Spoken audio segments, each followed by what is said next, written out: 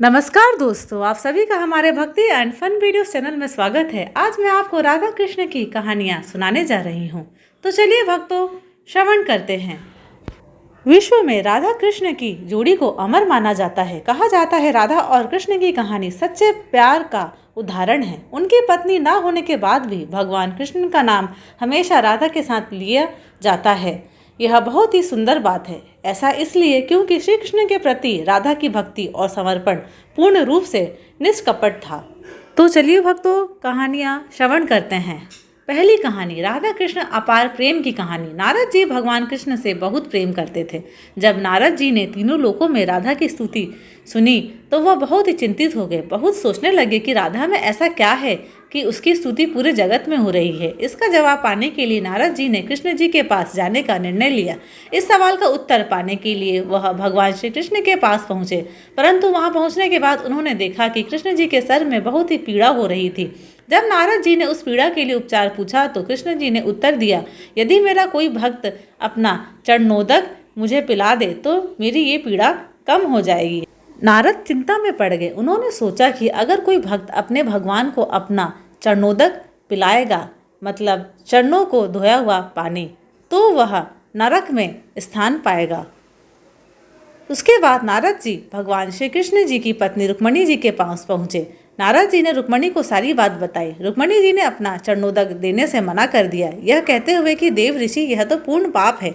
उसके बाद नारद जी सीधे राधा के पास पहुँचे। राधा को भी नारद जी ने सारा हाल कह सुनाया। राधा ने सुनते ही और अपने पैरों का धोया हुआ पानी एक छोटे से पात्र में भरकर राधा जी ने नारद जी से बोला, इसे तुरंत कृष्ण के पास ले जाओ। और वह बोली, मैं जानती हूँ यह घोर पाप है, मुझे ना मिलेगा, परंतु अपने प्रिय के जीवन के सुख और स्वस्थ जीवन के लिए मैं इससे भी अधिक दुख भोगने के लिए तैयार हूँ। यह सुनकर नारद जी सब समझ गए। उन्हें ज्ञात हो गया कि राधा कृष्ण की प्रेम की स्तुति पूरे ब्रह्मांड में क्यों गाए जा रहे हैं।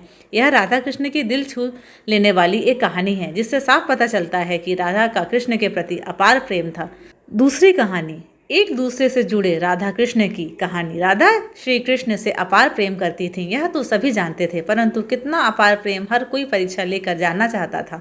राधा और श्री कृष्ण का विवाह तो नहीं हुआ था, परंतु उनकी गाथा पूरे जगत में गाई जा रही थी। राधा कृष्ण के प्रेम को देखकर दासियों को भी इच्छा होती थी। एक बार राधा को परेशान करने के लिए दासियों ने एक योजना बनाई। उन्होंने दूध का एक गर्मा गर्म तपता हुआ कटोरा लिया और राधा के पास जाकर कटोरा देते हुए कहा कि कृष्ण ने यह दूध तुम्हारे लिए भेजा है।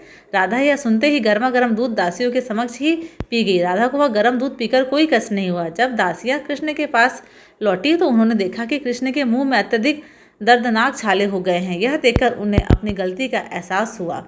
यह कहानी दर्शाता है कि कृष्ण से राधा कितनी जुड़ी हुई हैं। इसलिए गर्म दूध से राधा को कुछ नहीं हुआ, लेकिन गर्म दूध से कृष्ण प्रभावित हुए।